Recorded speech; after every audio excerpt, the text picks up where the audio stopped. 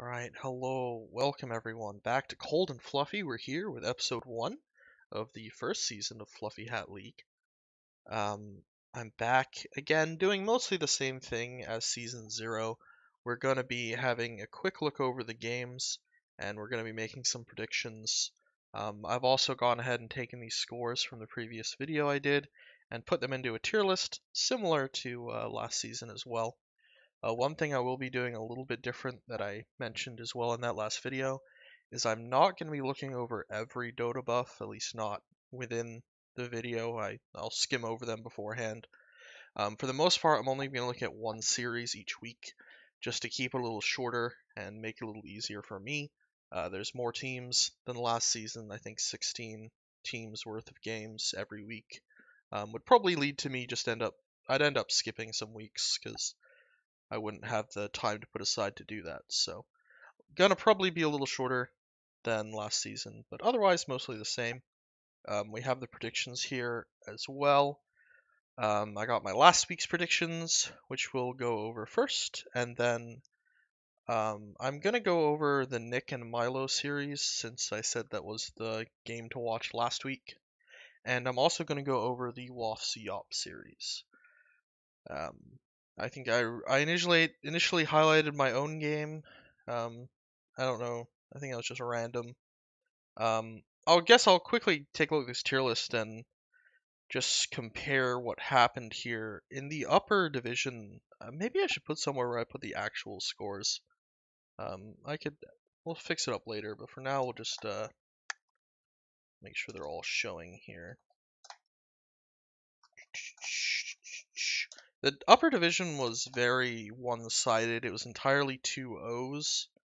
And frankly, I think if I'm looking at my tier list, assuming I was remotely accurate with the tiering of teams, it does actually make a lot of sense. If we look at the matchups, we had these two teams, the two teams I said were the best, going against the C tier teams, and both of those teams 2-0'd. And then we had the B tier teams going against the F tier teams, and both of those 2-0'd as well. So my predictions were a little off, but the tier list made sense. I thought Woffs may have a chance to take a game since it was week 1, and his stack has a lot of time playing together, and frankly, they almost did take a game, even with kind of a weird stand-in, and we'll be looking at that in more detail soon. So overall, feeling pretty good about upper division. Lower division, we got these first two correct. I had Nick and Milo as my top two teams and thought that Nick would 2-0 for the first week, which he did. And then we had Hawks versus Oz. I had Hawks slightly higher up than Oz. I believe this is Oz's Jungle Losers. And then Timon's. And then the other two weren't so correct. These were both 1-1s, and I guess I could put the scores here as well, at least for the ones that were different.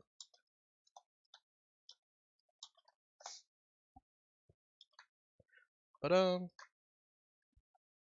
so these two were 1-1s when I thought they would be 2-0s. I predicted almost entirely 2-0s for lower division. I put Slizzy and Spazzy both in the C tier. I had PVC in A tier, and I had Fireball in C tier. So yeah, I definitely expected some 2-0s there, and they ended up being 1-1s, which is good because that shows that these lower division teams are more competitive than I originally thought.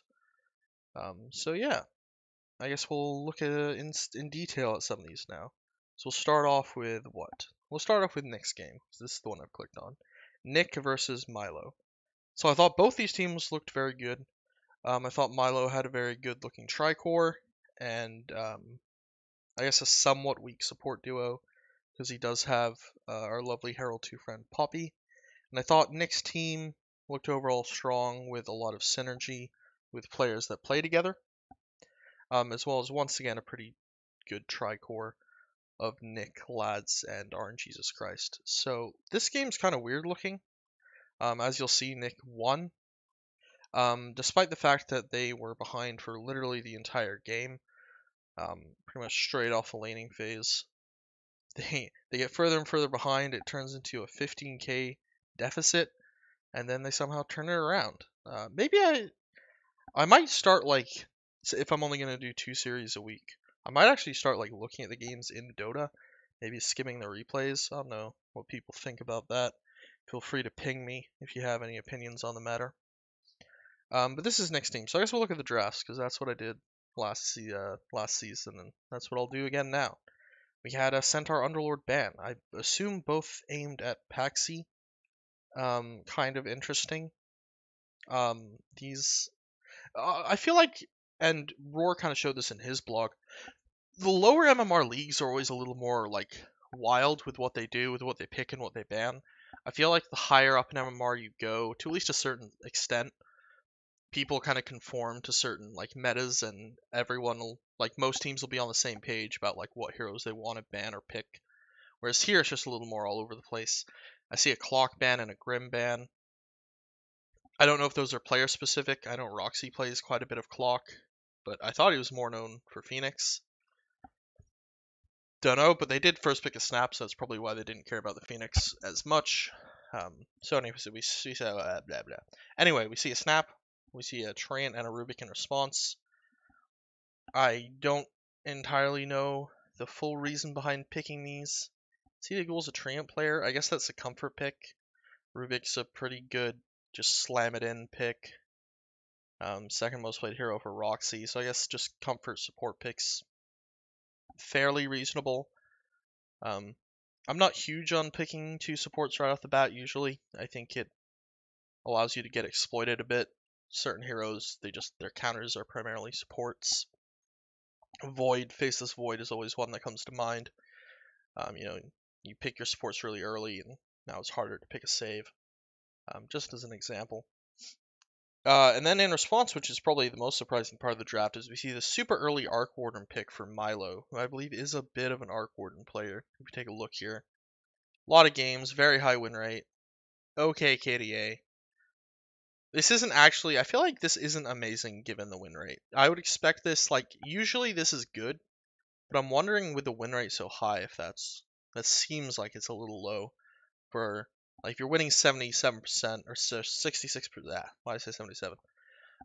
So if you're winning like 66% of your games on a hero like Arc Warden, I think it would be a bit higher, but still obviously very, very respectable stats there. So they pick that early. They like it for him. We then see an Axe Invoker and Storm ban, which is interesting. I would not have expected Invoker at least to be a fear with an Arc Warden, but I don't know the matchups, so maybe it is. Maybe it's just a comfort pick for RNGesus. I don't know. Storm makes a fair amount of sense, I think, and Axe is just an obnoxious hero overall. On the other side, we see even more offlaner bans. I guess they just think Paxi is the main problem here. I'm not sure, or maybe they just think Paxi is the most ban-outable player. If it takes 7 bans, I don't know how true that is, but they're doing it. They're literally their entire thing is offlane bans. And we'll get to the others soon.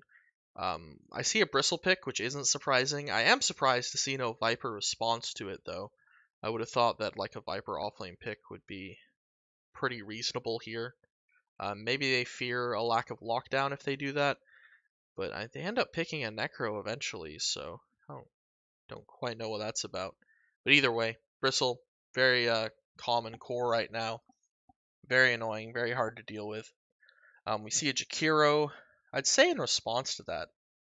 I guess it's in response to that. I assume that's just for the lane, if that's the thinking there, or maybe it's just another comfort pick for Poppy. I don't know. I know Poppy doesn't have the largest hero pool, but I'm sure it does fine in lane against Bristle. Like logically thinking in my head, that sounds better than a lot of supports against Bristle. We then see a PL and a Sven. Pretty reasonable response with the Sven there. Feels like the hero's coming back. So I like that. The PL pick seems pretty risky. I get that it's good against the Arc Warden. At least I think it's good against Arc Warden, but I don't know. There's Jakiro, there's a couple open picks. It seems kind of risky, because even Arc Warden can like get that Mjolnir, which they often will. They'll buy the Mjolnir. Milo didn't. For whatever reason, he went for a Glepner instead. I'm not sure if that was a poor choice or if there's something I'm missing here. It seems a little weird, but either way, like, Arc Warden can do a lot of AoE damage, even though I think PL's still meant to be decent against him because PL can stay on top of him and break through that bubble mischance. So he can't really get kited, which Arc Warden does to a lot of other heroes. And then, Sven Arc Warden might actually be a bit greedy, but if they can pull it off, I mean, that PL's just, like, doomed, it feels like. So the PL pick's a little weird to me. Even if they didn't pick a Sven, I think there's other faster heroes that could have dealt with him.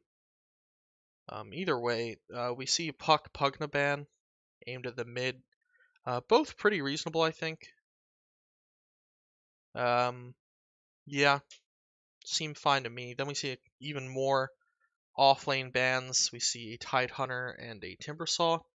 I'm still surprised there's no Viper ban. Even more surprised there's no Viper pick. We see a Necro instead. He's a bit of a lane bully, I guess.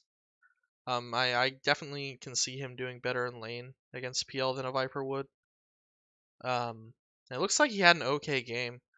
I'm a little concerned that the Sven ended up having to go like a Silver Edge though. Oh, he got an Ags too. I didn't think Sven's really went for Ags much anymore. What is this? So let's look at the builds. Did he buy an Ags, then synth it, and then get a Silver Edge? Let's see. Aghanim's Scepter, Aghanim's Blessing. Wait. Is this from a Roche? No, right? He did just buy the recipe. I think he just bought the recipe here. Where did this crit go, though? It's not in his final items. Is it in his backpack, or did he, like, buy a crit and sell it?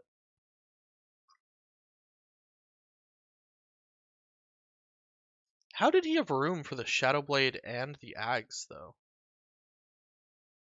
I'm trying to figure out how his inventory is working. His Sven build seems weird. It boots Mom, Echo Saber, and he got them all pretty early. I think these are good timings. I'm pretty sure. It's a little weird how fast these all came. I wonder if he like hoarded gold on accident. Either way, good timings. Then we see a BKB and a blink. Once again, I think these timings are pretty on point. I don't know Sven 100%, but it seems like he was doing pretty well here. That's 5 items. And then for his like final-ish, obviously you can like disassemble and sell the earlier items, but he has like a 6-slotted inventory at 30 minutes. It took him a long time to get the Aghanim Scepter, which is weird. That's like 9 minutes for a 4,000 gold item. That's like, what, like barely over 400 GPM for that time?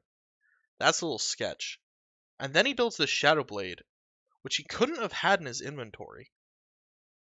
Unless, I don't know, what was he backpacking for this? Like his boots?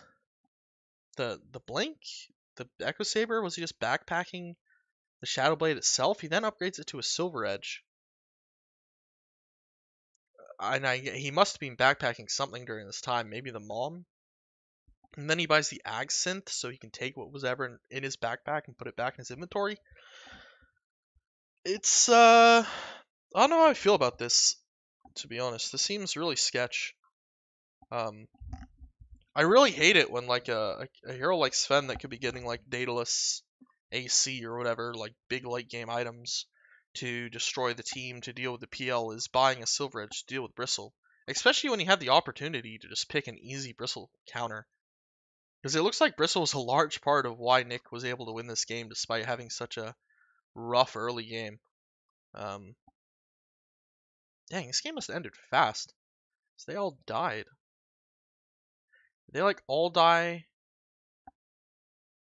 What? Okay, let me guess what happened here. Dire went to push high ground. They all died. Radiant went to push high ground. They all died. Dire. Wait, no, I do have it the right way on the first time. Fuck. Dire went to push high ground. They all died. They got it like a T3 and a Rax, and they died. Then what? Dire ran it down mid. Went to go push Radiant high ground. All died. Then what, Radiant was forced to buy back because of that, and then they ran it down mid, died, and just instantly lost because they like all die backed? That's my guess. If I was actually bothering to download the games this week, I could figure it out for sure. But either way, I spent a long time on this one, but it's kind of interesting. It's interesting how big of a comeback this was. I still like. I'm a little annoyed at the like. Why is Sven being forced to buy a Silver Edge? Like, I'll stop focusing so much on the fact that they just didn't draft a break, even though they had like ample time to do so. They could have like even drafted a support with one if they wanted to. Not that there's a lot of them, to be fair. You'd have to like rush an eggs on Shadow Demon, but they definitely could have just picked the fucking Viper. But I'll ignore that for now. They still have a like Arc Warden who is like a decent Silver Edge carrier. Like he can use it twice, which is huge. Double the breaks duration. He's a very good Shadow Blade user. Why is this Fen being forced to buy it? This seems really weird. Like, I feel like that's a big mistake. I don't know if that's what actually was like the big thing that lost them the game. At 15k up, you would think they could just win the game regardless, even if they made some questionable item choices, but I don't know. That seems like a big mistake to me. And there's also an OD pick, which I don't even talk about here. I got distracted at some point. Honestly, it kind of looks like a little bit of a Bristle 1v9. But I mean, these two clearly did something. The PL definitely, like, he got this hard, he got this Basher. He's probably able to deal with the Sven at some point, at least to some degree. I'm sure the Astrals from OD were also annoying. He went for that Ags, Meteor Hammer into Ags build. Really late drums, which is weird. I assume that was for the base race, though, or like the base push. Like YOLO bought them right before the game ended. Seems reasonable. But yeah, and there's a lot of kite for this Sven too with the Treant. And as soon as his BKB ends, there's OD Astral, and even before his BKB ends, OD can Astral his allies. So he probably got fucked a bit there. Would it be nice if he had the items to like jump on and blow up OD XD? But yeah, all right. Anyway, moving on. We spent too much time. Interesting game. Next game was also a Nick win because he ends up 2-0ing this. So this one looks much more straightforward. So we'll just go over the draft. We see similar bans, except there's an Arc Warden ban now instead of, what was it, an Underlord ban? It was Underlord Mars. So they go to a slightly more standard ban, I guess, with a support and a Mega Comfort Hero. Other side keeps their bans the same. We see an Ogre pickup for Poppy.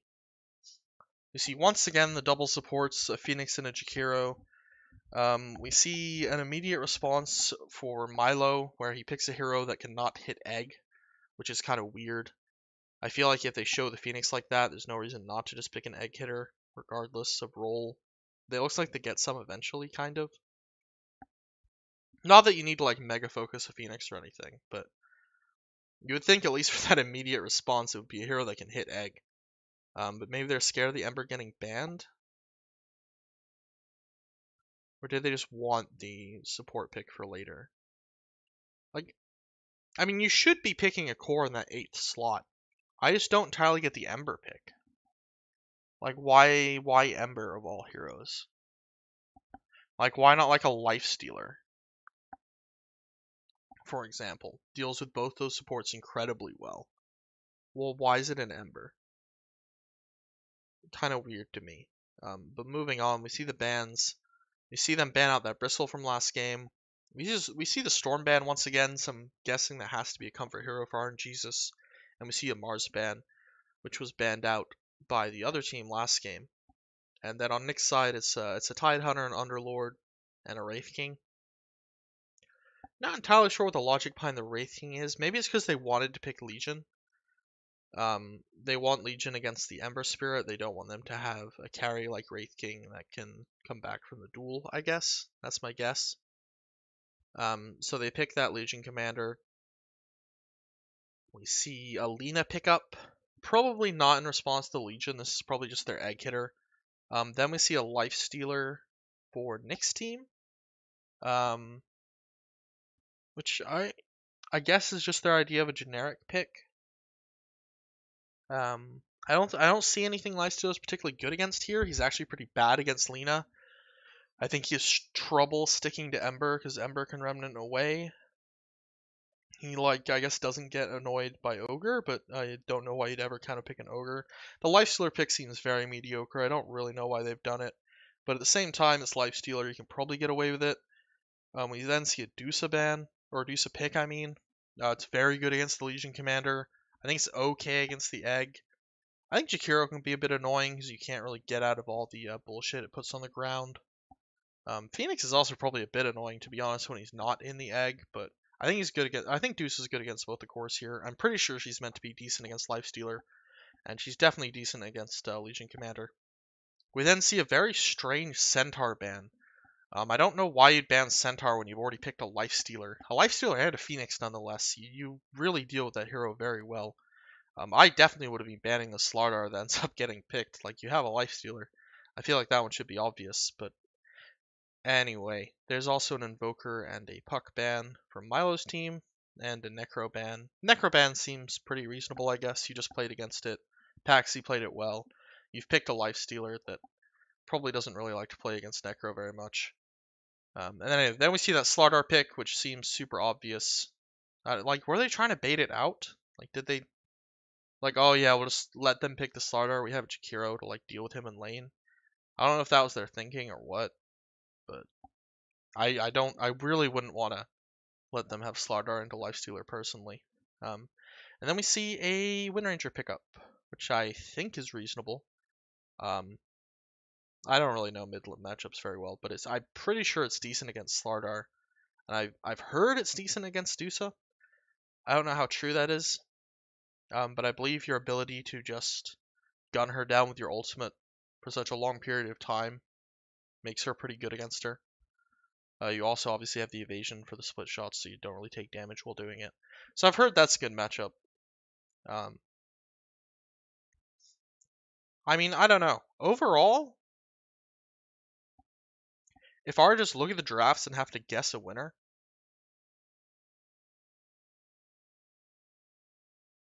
I I feel like I'd be leaning towards the Dire team. Like, I feel like they have a way to deal with this Lifestealer. They have, like, a Dusa with... I don't feel like they have great tools to deal with the Dusa, and Dusa's a problem hero right now. So that would be, like, my guess, but I don't know. Maybe I'm underestimating, like, the wind or how the supports deal with Dusa. Either way, whether it was draft or just play, Radiant did end up winning this. Looks like they beat the Dusa down in lane. Let's take a quick look at lanes, because Dusa looks very, very sad this game. Mommy Jesus, 17 last hits at 8 minutes. That is rough. There's like a massive catch up at 12. I assume did stacks or something. But at 12 minutes, it's still pretty mediocre net worth here. The team as a whole is like 1k behind, which isn't massive, but looks like Dusa definitely had some trouble in her lane. I guess who was ever making the stacks did a good job though, because this is a pretty huge amount of last hits to get in 4 minutes, right? 30 last hits in 4 minutes. Probably didn't even have split shot max to that point. So that seems like it's good catch up, but I mean the item timings are just like they don't look super impressive. 23-minute Aghanims, 30-minute SNY, and then you don't even get another item before the game ends 10 minutes later. 07 and 6 is really, really rough. Looks like Milo had a pretty good game on this Ember, so I guess the early Ember pick was worked out at least to some degree. I mean, they still lost, but at least he was doing stuff in theory. Who was he killing? Legion and Wind? I mean, he's killing cores. This looks good. But, yeah, I feel like you'd have to kind of watch this one, but to be 100% certain, but it kind of looks like Dusa just had a terrible time. I assume the Ember eventually dies to Legion duels, probably. I don't know. I mean, this is just going to show the killing blow, but... Dang, yeah, Legion killed Dusa 4 times. Are those all in lane, or were they actually, like, getting successful duels in the mid-game? Dusa only died once in the first 12 minutes. These are, like, late kills that Legion is getting on Dusa, which seems wild to me. Like...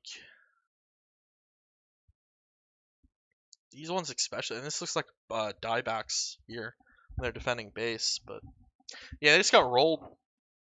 They got rolled. And it looks like it was a team effort too. No one like is singularly popping off on Nick's team. So Roxy Phoenix looking very strong.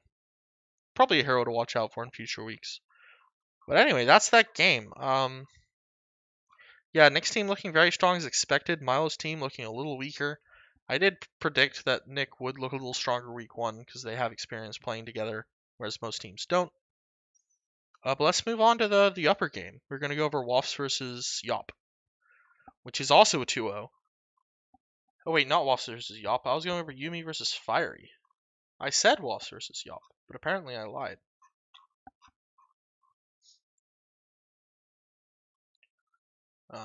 Alright, well this is what we're doing. This is what I have open.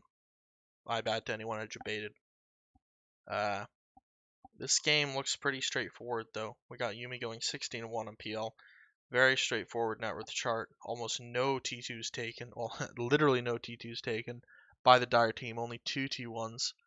Looks very stompy here. Let's go over the draft real quick. We have a Techies ban because you're against Yolk Soup. We have a Lion ban because you're against Yolk Soup. We see a Bristle and a Windranger ban. Windranger, pretty reasonable ban against Princess. Man's definitely a Windranger spammer. Bristleback is an annoying hero. I feel like with 8, like, when you have first pick, I wouldn't care so much. Like, a 6-7 Bristleback pick shouldn't be that scary. You can just lock in the Viper or whatever. That's my opinion anyway. Seems a bit weird to ban it that early, but they chose to. Is this week 1? This is week 1, right? So you don't really know what people are going to pick. We see a Warlock and a Centaur. I would have banned Centaur over Bristle personally. Seems like the more obvious take. Also, Woe's known for the Oracle.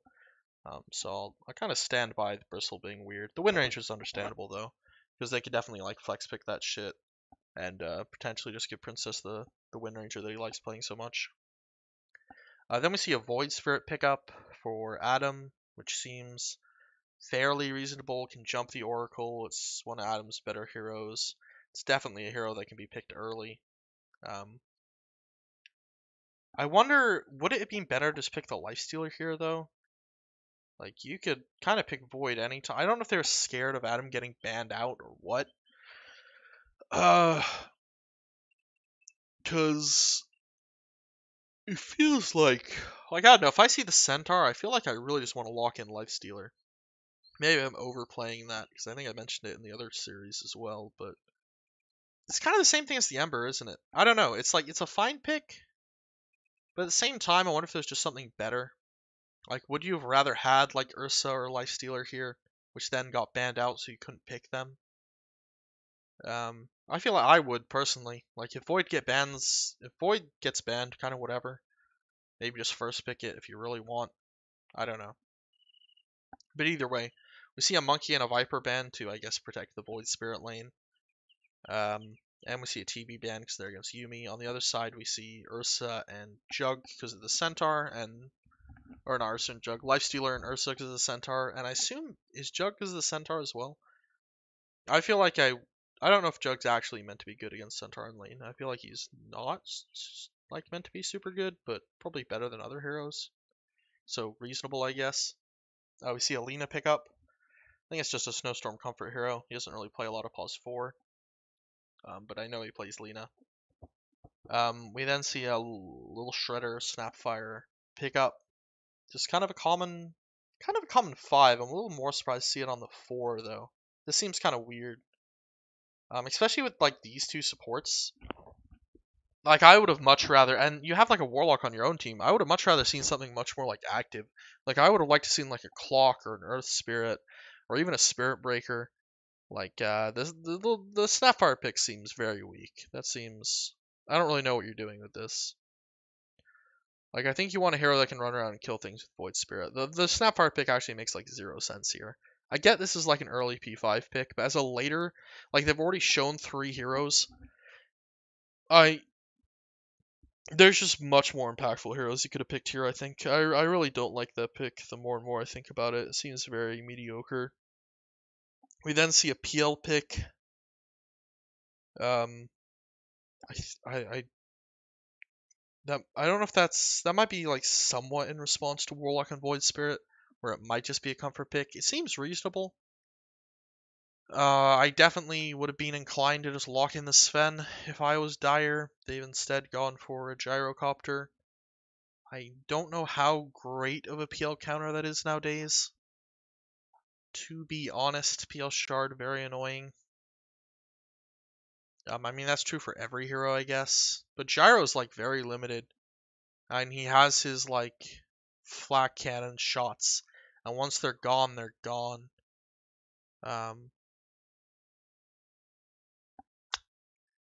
Don't have, like, great lockdown to keep the life, like, especially against the Centaur. They don't have, like, great lockdown to keep the team in place while he, like, Gyro unloads his, combo on people, his ult and his flak cannon and shit. I really don't love the Gyro pick. It's got to be terrible against Centaur, right? Like, how did the lane go? That's the other thing. Like, doesn't Gyro have like 12 damage deficit on Centaur? So he maybe got like ever so slightly last hit early, and then when took stacks, he's A2 last hits, no deaths and only 4,200 net worth. So I assume this is like a lot of neutral creeps. This is like, I guess, a great example of how deceiving last hit numbers can be. He's got 82, but he doesn't have much net worth. Maybe there were towers that were being taken that I've like underestimated here that have like inflated Radiance net worth, but 82. It's got to be like almost entirely neutrals or something. So I don't love the Gyro pick. It seems like the lane's going to be hard. I feel like it's kind of a mediocre PL pick. I would have much rather seen a Sven personally, but hey, what can you do? We see a Quap ban, a Storm ban. I assume these are mostly aimed at Void Spirit. Maybe they're also to protect the Warlock, though, because these two heroes could definitely jump the Warlock. It's weird that they're banning these heroes and picking on Night Stalker, though. That seems really weird to me. Like, surely if you're gonna pick a Night Stalker, you don't care about these heroes very much. Like, Quap especially, right? Maybe I'm wrong? This is why I'm, like, leaning towards it being a laning thing. I feel like in the mid game, they're a little, like, scary in that they can bully the Warlock, but I feel like I wouldn't feel comfortable picking these mids into a Night Stalker. At least I wouldn't want to. Maybe someone with more confidence disagrees. I think I do tend to like over think about heroes like Night Stalker and the way they counter a lot of heroes, but yeah, I don't know. Kind of weird. On the other side, we see Underlord and Axe, which are pretty reasonable. Underlord, very nice. Axe, very nice against the PL.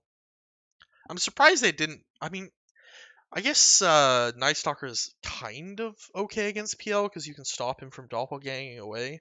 But I would have expected more like AoE, especially with the Warlock combo. Like, I feel like they still could have picked like a Sand King here. And I feel like that would have been more effective. But maybe they also wanted the Night Stalker to kill the supports. I don't know. I feel like Sand King also could have done that, frankly. I don't love the Night Stalker pick. And then we see a last pick Dragon Knight for Princess. Which seems very good.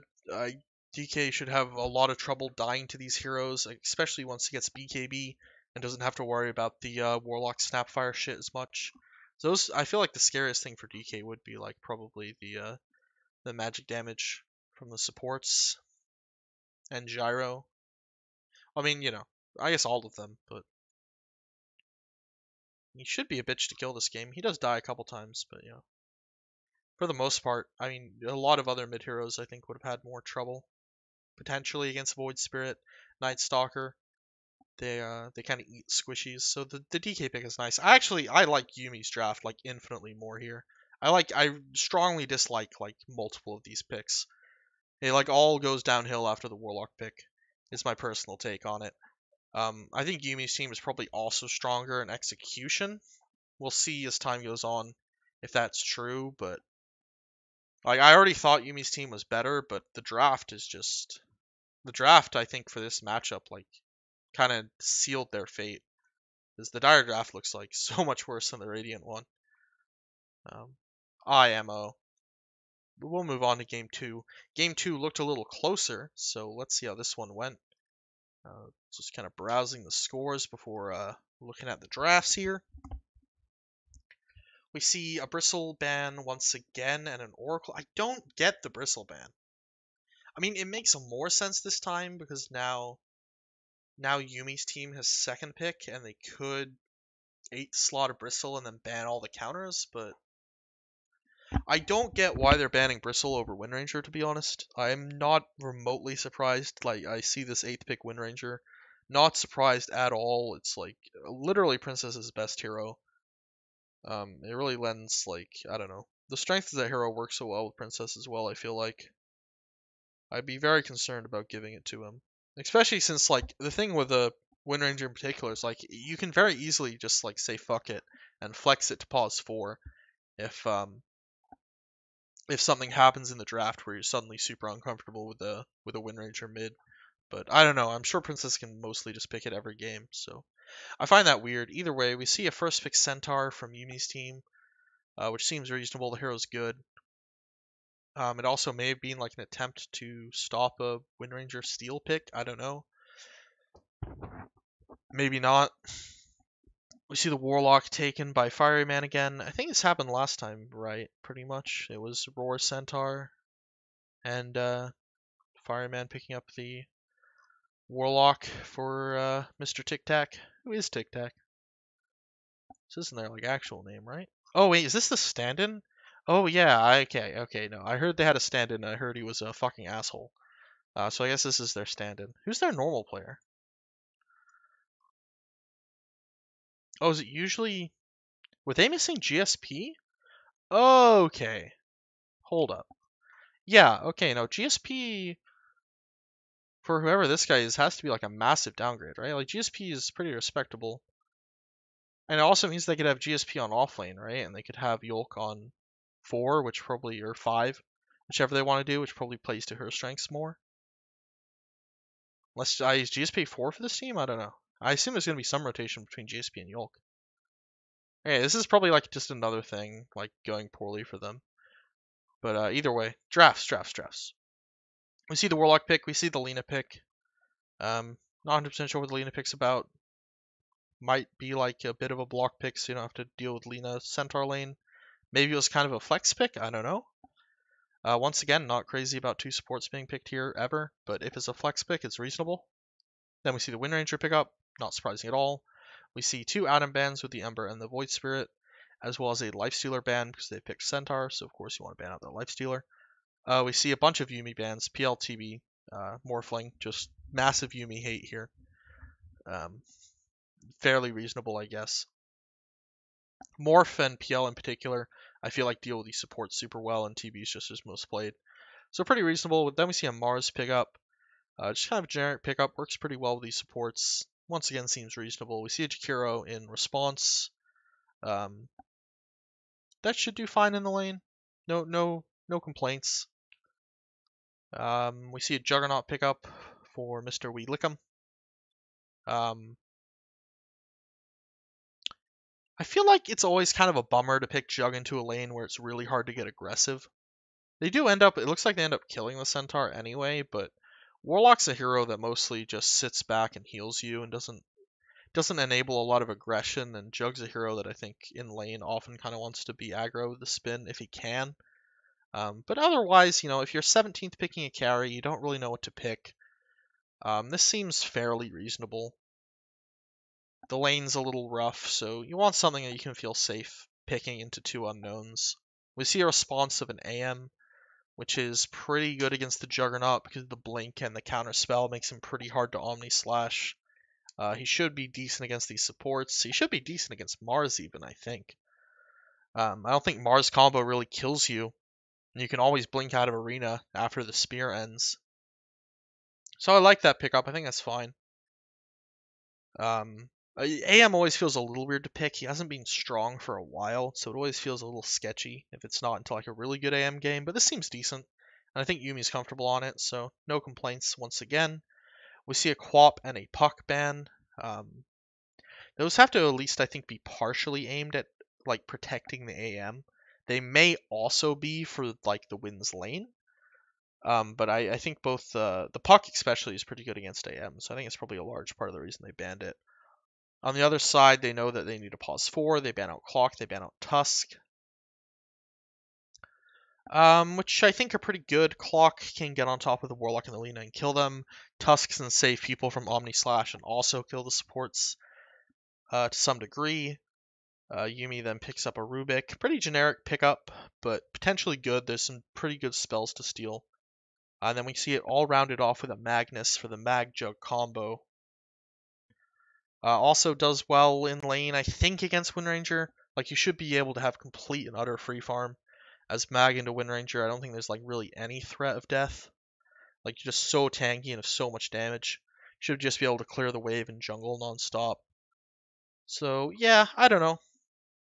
I'm a little iffy on mag mids. I feel like it's been a long time since I've seen a mag mid combo and been like, yeah, that looks good, like in game. Um, like yeah, I don't know. There's something about it that's always feels a little sketchy. But I mean, it looks like an okay game for it. My one concern is that they have trouble killing Windranger with this lineup. Like these right-click heroes, Windranger obviously known for the evasion. These right-click heroes are going to struggle a lot. They kind of need to like blow her up with a Mars Lina combo, which is potentially hard to do with how fast she moves, and especially since Windrangers pretty much always get a super early BKB. We see Princess here getting it 21 minutes, and never died before then. Partially, I think, because Mars had a really rough time here. 18-minute blink, 25-minute Yules. I mean, by the time Mars had the tools to like get on top of Windranger, Windranger already had the BKB pretty much. So it looks like they did have pretty major Windranger problems. I said like a dozen times now. Princess Windranger, very good. Definitely something to look out for. Um, yeah, I don't know how to feel about the mag pick still. It looks like we didn't really do that much, even with the mag and power. This just looks like a rough game. I kind of forgot about the stand-in until the beginning here. That's definitely a pretty big deal. I think this draft is much more reasonable than the game 1 draft, though. So that's at least a good thing. I feel like I wouldn't be super confident saying Dire, I wouldn't look at these drafts and say, yeah, I think Dire's going to win the game, but knowing it's Princess Windranger, I'd maybe still give them an edge if I was predicting at the beginning of a cast or something. And it's actually turned into a very good Rubik game, honestly. Like, it was pretty decent. You can potentially steal Arena, you can potentially steal Golem. They're pretty hard, but they can be done. And this now kind of the same thing with Mag ulti. It's pretty hard because he can follow up with a Shockwave. But there's a lot of potential for huge steals here. So even the Rubik pick I think worked out pretty well here. AM just kind of needed to watch out for Mag ultis, I think. That's probably just his whole game plan is not getting RP'd. What happened here? Is this an Aegis? Yeah, this one's an Aegis. This one's an actual death. And he did end up dying to Mag. So I assume the only deaths were to the Mag ulti. Because Jug never, I guess, really got big enough to deal with AM on his own with like an Abyssal or something. I don't know if he can ever. It's actually really hard, I think, to deal with AM as a Jug now because of that counter spell. The ability for him to just counter your shit. You can't like jump him with Abyssal ulti. You have to make sure you do it when his counterspell is off or on cooldown. So yeah, anyway, pretty nice looking game. On the second one, it's a much more back and forth. It looks like, I don't know, I wonder if Yumi's team felt okay for this whole time. The Windranger never died. Their AM was getting very large, even though the net worth was pretty even and there were kills on both sides. I don't know. I feel like I probably would have felt decently confident, like around this point here as the Dire team.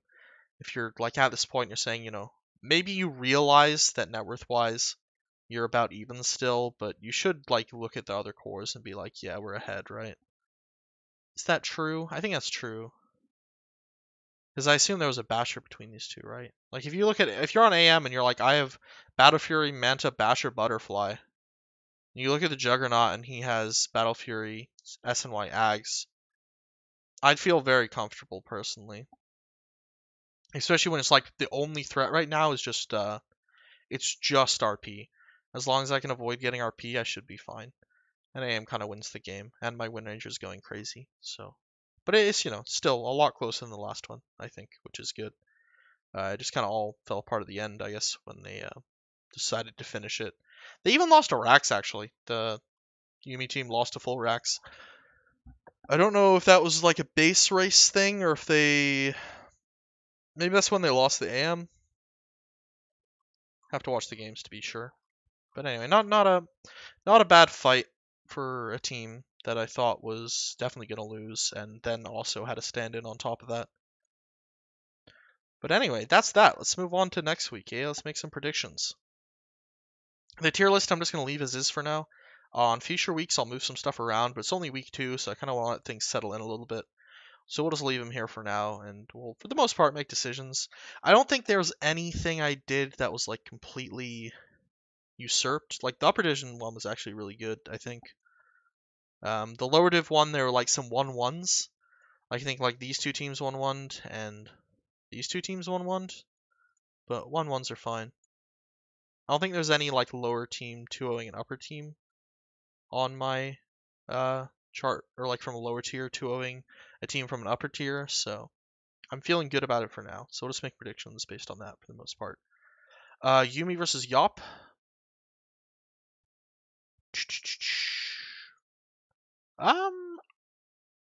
Yop had pretty insane games, honestly. I was pretty impressed. I think this could be a 1-1. If anyone's gonna 2-0, I think it will be Yumi. I'm still pretty confident about them, especially since they had such a great performance this week. But I'll give it a 1-1 because Yop's kind of been owning. So I think it's definitely possible. The only thing I'll be surprised at is probably a Yop 2-0. For Lava, I still think Lava's team is like by far the best, so I'm going to give them a 2-0 as well. But Bibleman's team seemed pretty good as well. I still think like for now B tier is reasonable. Yeah, like both these teams 2-0'd, but they 2-0'd these two teams, so it's not like that big of a deal yet. I think 1-1's possible, but we're gonna big dick it and say Lava 2-0. I think Lava's games were actually kind of close. Like Lava came back from Mega Creeps, and although it's impressive to come back from Mega Creeps, that means you let yourself get Megan in the first place. So I think it's definitely a decent chance for 1-1, but I don't want to put a bunch of 1-1s. So 2-0 for Lava. Stonks versus Fiery Man. Stonks was actually the team that I think Mega'd Lava, right? Yeah, they were. So actually, I kind of want to give an edge to Stonks' team, to be honest, even though like on paper they don't look too hot. Who's even exactly on that team again, other than Jackman? Oh, the dude. That's right, the dude, Chris and Quill. There's kind of like these like much lower players than most teams, but they are pretty good low players. I think they're very reasonable picks. Maybe not both on the same team, but I think they're both reasonable to be an upper. I kind of want to bitch out and say 1-1, but yeah, we'll just say 1-1. I think, especially with German Sparkle Party coming back, like, assuming German Sparkle Party is back this week, I think that's a pretty big deal for Fireman's team. He was definitely a player that I was gushing about on the original post-draft video, so assuming it's not another stand-in, I think Fireman should be winning a game. I think a 2-0 either way would also not be a surprise. I think this could really go either way. I think these teams are pretty equal in my mind. Claire versus Woffs, dude, easy 0-2, obviously. Never predicted myself to 2-0 again. It's a curse. Moving on to the lower division, we have Hawks versus Nick, Spazzy versus Fireball, Sussy versus PVC, Milo versus Oz. Hopefully I have these all correct. Starting from the top, Hawks versus Nick. I think Hawks' team did really well last week. Nick's team, I'm pretty sure anyway. I'm not going to double check the database now. Nick's team did struggle a bit game 1 for sure. It was against the Milo team, which I think is very good. I feel like I want to give an edge to Nick here. I'm very tempted to give a 1-1, but I will once again not pussy out, and I will put a 2-0 for Nick. Spazzy versus Fireball. Yeah, I kind of just want to give Fireball a 2-0. Fireball did do worse than expected against the Slizzy team, but they also got, like, Slizzy, they gave Slizzy the clinks, and he just kind of clinked on him. So I'm gonna, I think Fireball can deal with the threat that is Pyro's carry. Slizzy versus PVC. I like the PVC team a lot. I think as long as they don't give away Comfort Heroes, it's a 2-0 for them. Wow. Big dicking it harder than expected. And then Milo versus Oz, I think is also 2-0. I think Milo 2-0's this. I think this is almost a bit of a mismatch, honestly. Wow, Why is Milo's team Greta Thunberg does tax evasion? That's the real question here. But either way, I think there's like a significant difference between these two teams. At least for now, because Oz's team is like a little bit weird, I believe, and who like they have like why can't I find them? Because they're up here. Yeah, I think it seems a bit weird where they just have like too many support players, and they need to like learn to play their roles better. Like I know Oz, we already kind of went over. Oz actually plays a decent amount of core, but I think they need to get a little more comfortable. So at this point in the season, at least, I think it's an easy 2-0 for Milo. So yeah. Anyway, well, that's that. Predictions done. Everything done. There's a game tonight at I believe the normal game time, which is why I'm doing this not last minute. So I wanted to get it in before that game happens. So anyway, yeah. See you next week. If you have any comments on the idea of me looking at the in-game like replays instead of just Dota buffs, feel free to ping me because I'm thinking of doing that next week instead of going over Dota buffs. So yeah. Anyway, peace.